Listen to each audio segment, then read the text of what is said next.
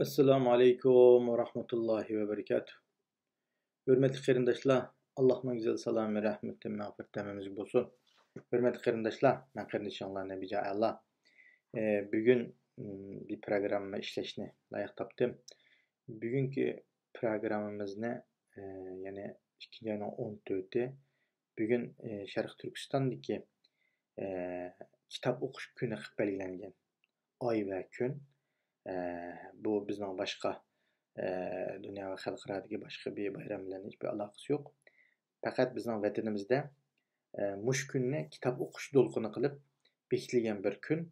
Bundan ham nurg'un qarindoshlarimiz kitob o'qishni har xil sovg'a salom qilish, sovg'a salomlarni ishlatish, bir-birisiga bir salom shaklida sovg'a sifatida sovg'a qilishda kitobni asos qilish shaklida bir faoliyatlar davom qilgan. Bir necha yil.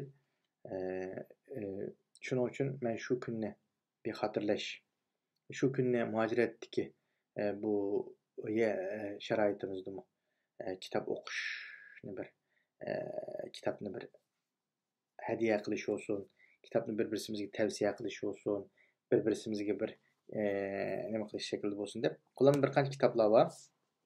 Qarindoshlar, bu qarindoshlar o'zlari ishlab nashr qilgan nayt ahamiyatlik, nayt birdan setilib ailemizga qo'yib qo'ysak, keyin bolalarimizning savodi chiqqan vaqtida bir o'qib chiqishga, o'zimiz o'qib chiqib bolalarimizga o'qib berishga bir shaklda foydasi bo'lgan kitoblar ahamiyatli bo'lg'achqa har birlari bilan bir o'rtoqlashay. Bugungi bir shunday bir xotirlash faoliyatida garchi vatanimizda hozir Uyg'ur kitoblarini o'qish, Uyg'ur kitoblarini saqlash jinoyat bo'lib shakllanayotgan bir vaziyatning o'zida biz muajiratda bolalarimizni ona tilida savodini chiqarish bilan birga ailemizde Uyg'ur tili kitoblarni o'qishni odatli qilish va uni saqlash bu bek muhimkan. Bilimiz Istanbulda necha bir cho'ng kitobxonlar bor.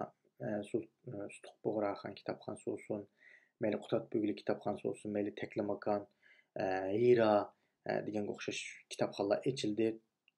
Har qaysi rayonlarda, demak, xalqimizning kitobga bo'lgan ehtiyoji tufaylidan ve ihtiyacını texim şekilde qandırış maqsadida ishlangan kitobxonlar, nurg'un yaxshi kitoblar bor bu kitobxonlarda. Nurg'un yaxshi kitoblar bozorga selinyapti. Bo'lsa, nari dunyoning har qaysi yerlariga qarindoshlarimiz bu kitobxonlarga kitob bo'rtib setilishini qizg'in qarshi olamiz. Chunki bu shaklda biz shu kitobni garchi bir oz pul $5 ya $10 setib olamiz. Bu birsiga shu kitobchilik nimamizni taraqqiy qilish uchun hassimiz bo'lgan bo'ladi.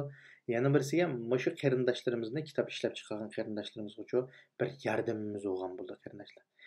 Qarindoshimiz nurg'un jafolarni chekib bizga bir kitobni hadiya qilgan bo'lsa, bu kitobni yozish uchun nurg'un vaqt, nurg'un zehni, nurg'un iqtisodiy sarf bo'ldi. Bir mezgilda buni bozorga silish orqali butun bir boyulash emas, faqat o'zining amgiga yarasha bir shu qilgan ajriga nisbatan bir narsaning bo'lsa, uning bilan o'zini yani texnik aktiflashtirib, yani yangi kitoblarni bizga nashr qilishga vesile bo'lg'isi deb o'ylayman qarindoshlar. Uning uchun bugun men tunishtirmoqchi bo'lgan kitob 3 xil kitob bor. Birinchi kitob shu til adabiyot. Bu til adabiyot kitobimiz bizning Tangnuri ta'lim-tarbiya markazi tomonidan nashr qilingan, Ixlos degan akamiz tomonidan tuzilgan bir ma'rifchi, shu bizning til adabiyot bizning ma'rif sipimizda uzun muddat xizmat qilgan, ana tilimizni yaxshi tadqiq qilgan bir akamız.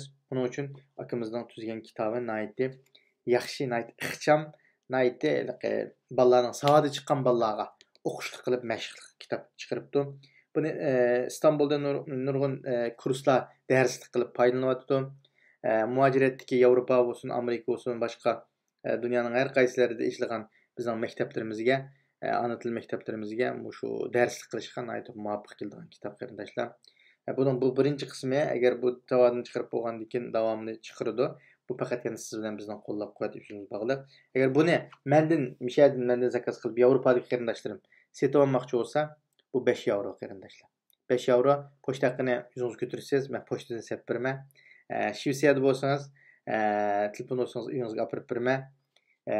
Ama Shvetsiyadan boshqa rayonda bo'lsa pochta haqqi menga degan shulab qo'yib qolsa, Şivsiya içindekini götüreleyme ama nimeninkini sırtındakini götüremeyme. Sırtı başka devletlerininkini. Poçta hakkında değişip kılsak oldu arkadaşlar. Mening aloqa numarim pastda bor. Mening el-xat adresim ve mening WhatsApp numarim şu ekranın astidagi tushuntirishning ostiga yozig'liq. Shuni ko'rib olsangiz bo'ldi qarindishim. Demak, bu men til adabiyot kitob. Til adabiyot kitob. İstanbul'da kitapxonalardan bor. Ama Avrupa'daki qarindoshlarimizni qulaylik qilish uchun qarindoshlarimiz bizga avatdi. Men bu yerda qarindoshlarimiz vakolatan Avrupa'daki qarindoshlarimiz setib olsa, bu yerda sepib beraman. Yana bir kitap bu. Vatansiz kuy. Bu yanında Abdurrahim Parash degan qarindishimiz o'zi qalamga olgan, o'zi yezib, o'zi nashr qilib taqitibdi. Naytdi muhim özünün kalem şiiri nimesi yaxşı qarindishimizning qalam kuchi kuchlik bir şekilde vatanimizdagi ahvollarni birlashtirib yozgan she'rlar to'plami ekan. Demak, buni har bir qarindishimiz birdan setib olib, uyimizda saqlab qo'ysak bo'ladi qarindoshlar. Bu mıcıq kitap yo'q. Mening qo'lim kelgan aram bir 30 tal kitap. Agar qiziqchilar bo'lsa, Yevropadagi, Shvetsiyadagi men bilan aloqalashsanglar bo'ladi. 10 yevro. 10 yevro qarindishim. Ama qarindishimizni qo'llab-quvvatlashimiz bo'ladi. Hem destek bo'ladi qarindoshlar. Onun uchun mushtaq shaklda bir qarindishimizni yaqindan destek bo'laylik. Biz faqat 10 yevro degan pulga bir qop tamaki kelmaydi qarindoshlar. Yevropada bir qop tamaki. Bir qop tamakining puliga bir setib qo'ysak, buni biz ilib olsak, setib olsak, buni bolalarimiz ko'radi. Bolalarimizni qiladi. Bu naytdi bir yaxshi ahamiyati bor. Hem bolalarımızın til savodi, hem o'zimizning tilimiz buzilib ketib bordi majoriyada necha bir tilning cheklimizga uchrab. Unda bo'lgandan keyin buni doim o'zimizning tilda yozilgan materiallarni ko'rib tursak, o'qib tursak, nayt yaxshi bo'ladi. Shunga Vatansiz kuy degan tunigan topshirib oldim pochtadan. Bu qarindishimizningki bu kitobini har biringizga tavsiya qilaman. 10 yevro Shvetsiya puli bo'yicha 100 kron qarindoshlar. Buni setib olishinglarni qarshi olaman. Üçüncü bir kitap qarindoshlar. Mana bizning Sharq Turkiston coğrafiyasi. Sharq Turkiston coğrafiyasini bizning Artush Bug'ra shirkati buni 2017 yil 8-oyda besib taqatgan. Hozirga qadar bundan chiqqanmidi va bir oy kuz tal qoldimiki. Shunga buni yana mishada Yevropada setib olgan qarindoshlarim bo'lsa, deb bir uyda 50-60 tal bor ekan. Buni men tavsiya qilib qo'ydim qarindoshlar. Bu coğrafiya Sharq Turkistonning coğrafiyalik har qaysi shaharlarning coğrafiyalik o'rni va nimasi har xil shakldagi muhim manbalar nima qilingan. Endi vatandagi bolalarimiz vatanga berish imkoniyati yo'q qarindoshlar.